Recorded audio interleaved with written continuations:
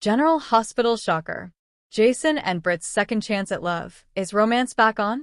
Britt Westbourne stood in the corridor of General Hospital, her heart pounding as she watched Jason Morgan speak to Carly across the way. He was back. Alive.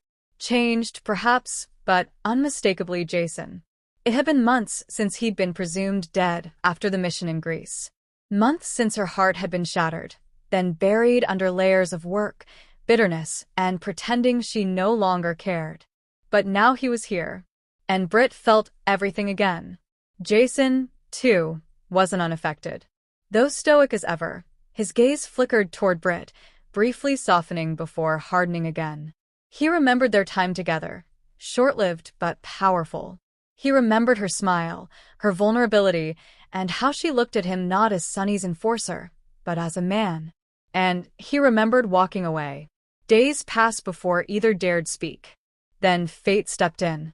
A violent confrontation in the ER led to Britt helping a patient Jason had rushed in, someone caught in the crossfire of mob tensions. Forced into close proximity, Jason and Britt finally broke their silence. "Glad to see you haven't forgotten how to get in trouble," Britt said dryly, her eyes searching his face. "I didn't forget anything," Jason replied. "Especially not you." Britt didn't know what to say. She was angry. She was relieved. But most of all, she was afraid. The walls she'd built around her heart were crumbling with every heartbeat. Later that evening, Jason found Britt alone on the hospital rooftop. The same place they'd once shared an intimate kiss, under stars and stolen time. "You shouldn't be here," she said without turning. "I had to see you. I owe you more than silence." Jason's voice was low, almost breaking. Britt turned, and for a moment, her mask slipped. "You left me," she whispered. "You let me believe you were dead. I grieved. I moved on." "Did you?" he asked softly. Tears welled in her eyes, but she blinked them away. "No," she admitted. "But I tried." Carly saw the signs. She wasn't blind. Jason was slipping, emotionally, out of the safe, familiar codependency they shared. And he was looking at Britt the way he once looked at Sam. "You're making a mistake," Carly warned. "She's not like us."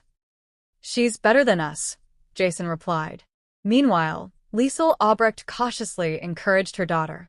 "I see in your eyes, Britta. You still love him. But be careful. Jason Morgan lives in a world of shadows." Britt knew that. And still, she ached for more time. She remembered their brief trip to Canada, their escape from the world, the way he held her like he meant it. But secrets have a way of finding light. Britt collapsed during surgery one night.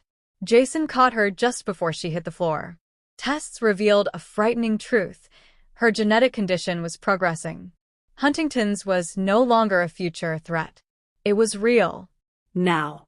"I didn't want you to see this," Britt cried as Jason sat beside her hospital bed. "You're not facing this alone," he said simply. "But you might have to," she whispered.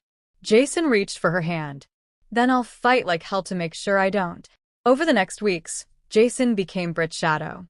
He accompanied her to treatments, watched over her after long surgeries, and even sparred with her to keep her spirits up. "You never could stay away from danger," she teased during one such encounter. "You are danger," he said with a small smile. "But you're worth it." They kissed again. This time, slower, deeper, not rushed or stolen, but real. The walls between them finally crumbled. Chapter 7. Friends, Enemies, Lovers. Sam confronted Jason, her tone sharp. "She's not a forever kind of woman, Jason." "You don't get to decide that anymore," he replied. Even Sonny had his reservations. "I thought you'd be back with Carly." Jason shook his head. "I've been loyal to everyone else for too long.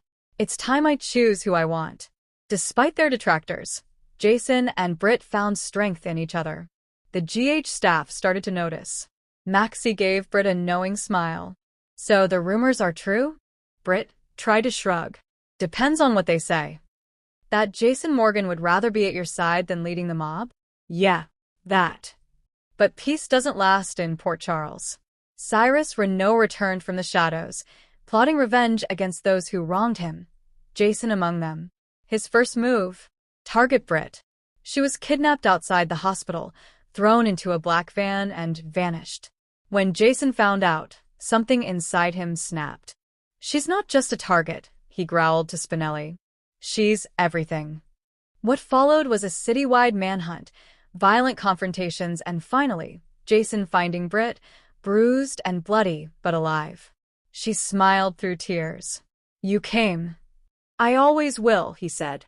After her recovery, Britt took time off from the hospital. She and Jason took a trip, somewhere quiet, somewhere new. The air was clearer. The laughter came easier. One night, under a star-filled sky, Jason pulled out a small velvet box. "I don't know what the future holds," he said, "but I know I want it with you." Britt stared, stunned. "Are you serious? I've never been more." She smiled, a mix of joy and fear. "Then ask me again. Before I change my mind." He did. And she said yes. But fate is cruel in Port Charles. Just days before the wedding, Britt collapsed again. This time, she didn't wake up as quickly. Tests showed the disease was advancing faster than expected. Jason stood vigil, refusing to leave her side. Carly brought coffee.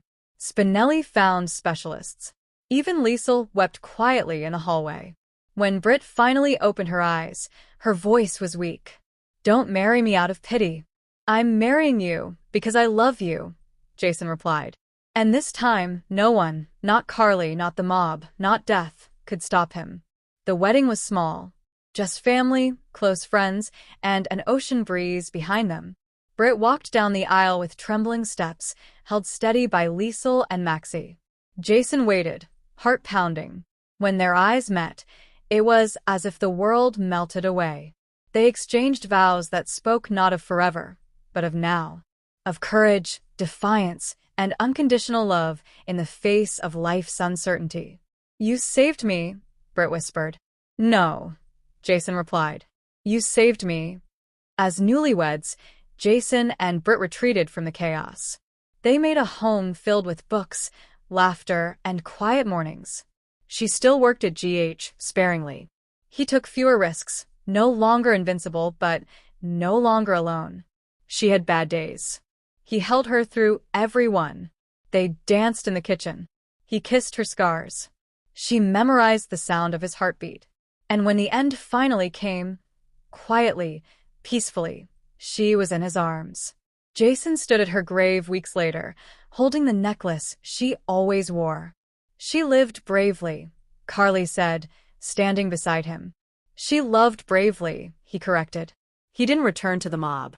Instead, he opened a foundation in Britt's name for women with chronic illnesses, a way to keep her spirit alive. Every year, on their anniversary, he visited the rooftop at GH, and every time the wind picked up, he could almost hear her say, "You came." And he would whisper back, "Always."